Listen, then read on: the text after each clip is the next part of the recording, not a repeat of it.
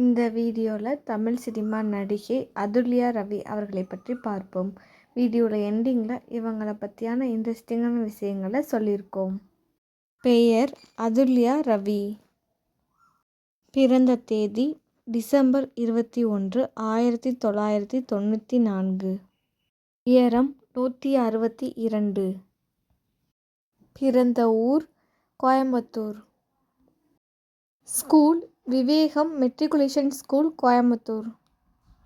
College BTech Sri Krishna engineering college. College MTech CSC SRM university. Athulya அவங்களோட அப்பா பேர் ரவி, அம்மா பேர் விஜயலட்சுமி.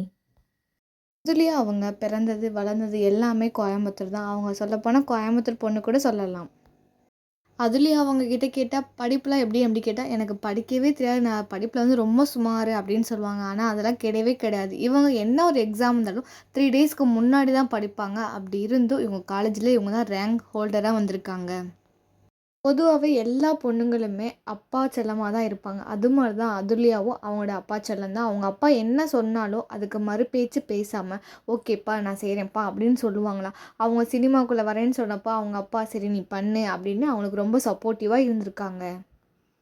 அப்படி இருந்தும் இவங்களுக்கு சினிமாக்குள்ளே போவோமா வேணாமா என பல கொஸ்டின் இவங்களுக்குள்ளே இருந்திருக்கு. எதனாலனா இவங்களுக்கு சின்ன வயசுல இருந்து டான்ஸ்னால் ரொம்ப பிடிக்கும், நம்ம பேசாமல் டான்ஸராகவே ஆகிடலாமா அப்படின்னு கூட நினச்சிருக்காங்களாம்.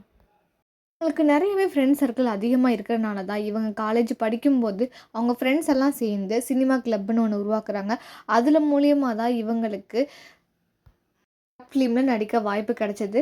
ஸோ அதுக்கப்புறம் அந்த ஷார்ட் ஃபிலிம் நல்லா டெவலப் ஆனதுக்கப்புறம் தான் இவங்க சினிமாக்குள்ளேயே ஃபஸ்ட்டு உள்ளே வராங்க. காதல் கண்கட்டுதே இதுதான் இவங்களோட முதல் படம்னு கூட சொல்லலாம். காதல் கண்கட்டுதே மூவியில் அதுவுமே கோயம்புத்தூரில் தான் எடுத்திருப்பாங்க. அதில் அவங்க திமிரு பிடிச்ச பொண்ணா ஒரு லவ் ஸ்டோரியோட பயங்கரமாக இருக்கும்.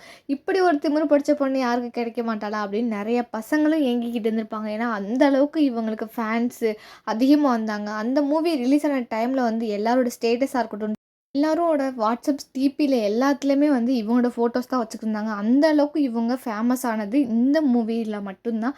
அந்த பையனாக இருக்கட்டும் இல்லை அதுலேயே தான் பயங்கரமாக ஃபேமஸ் ஆனது. அவங்களுடைய ஸ்மைலு, அவங்க ஆக்டிங்கு, அவங்க அந்த எல்லாமே ஒரு பொக்கிஷமாக வந்தது அந்த மூவி. இந்த மூவிக்கு அப்புறம் அவங்க நிறைய மூவிஸ் நடிச்சிருக்காங்க. நாடோடிகள் 2, என் பேர் ஆனந்தன், தெலுங்குல இது மாதிரி நிறைய மூவிஸ் நடிச்சிருக்காங்க. அது மட்டும் இல்லாமல் இவங்க நிறைய பேருக்கு ஹெல்ப் பண்ணியிருக்காங்க. கேரளாவில் வெள்ளம் வந்தப்போ அவங்க ரசிகர்கிட்டலாம் சொல்லியிருக்காங்க நீங்கள் ஹெல்ப் பண்ணுங்கள் அப்படின்னு. இது மாதிரி நிறைய பேருக்கு இவங்க ஹெல்ப் பண்ணியிருக்காங்க. இவங்களை பற்றி இன்னும் இன்ட்ரெஸ்டிங்கான விஷயம் தெரிஞ்சுக்கணும் அப்படின்னா கீழே டிஸ்கிரிப்ஷனில் லிங்க் இருக்குது, பார்த்துக்கோங்க.